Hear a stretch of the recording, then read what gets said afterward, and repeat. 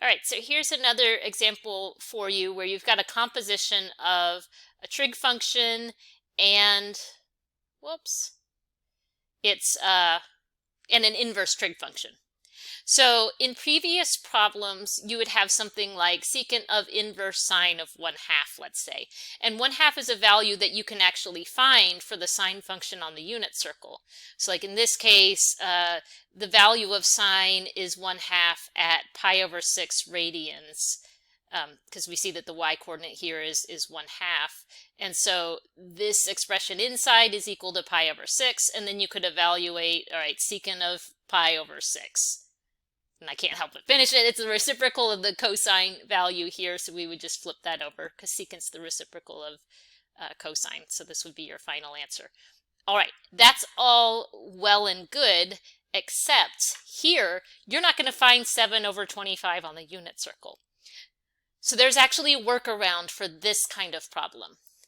And it's to say, all right, you cannot find the value for inverse sine of 7 over 25 using a unit circle.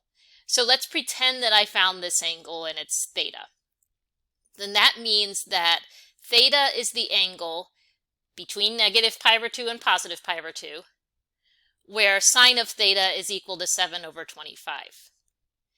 If we know that sine theta is 7 over 25, we can figure out the value of, well, let's see, if we call this whole thing theta, then what we're looking for now is secant of theta. And this kind of problem you actually did on the last exam. I would give you something like, okay, given that sine of theta is 7 over 25, tell me what secant of theta is equal to. And the way I intended you guys to do those problems on exam 2, your previous exam, was to use those XYR definitions. So sine of theta is equal to the ratio y over r. So we could say, all right, let's let y equal 7 and r equal 25. Then we want to figure out the value of x. So if x squared plus y squared equals r squared, we have 7 for our y value and 25 for the value of r.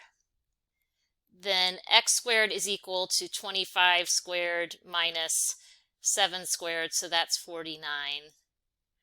I believe this is 625.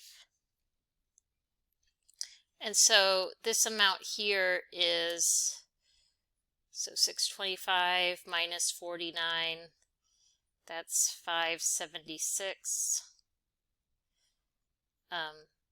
If you take the square root of that, you get 24. Okay.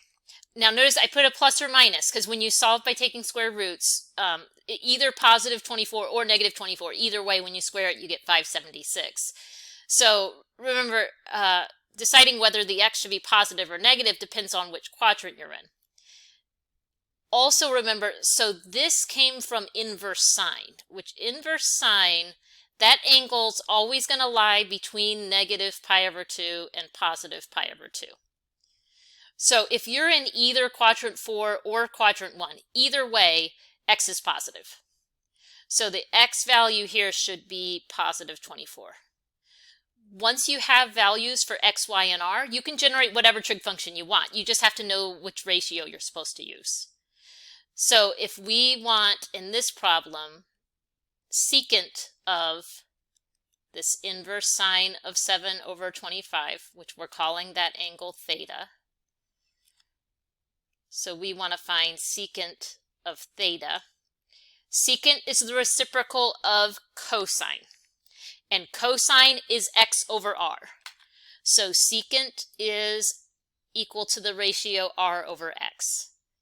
And so that's going to be r, which is 25, over x, which is 24. And that's our final answer.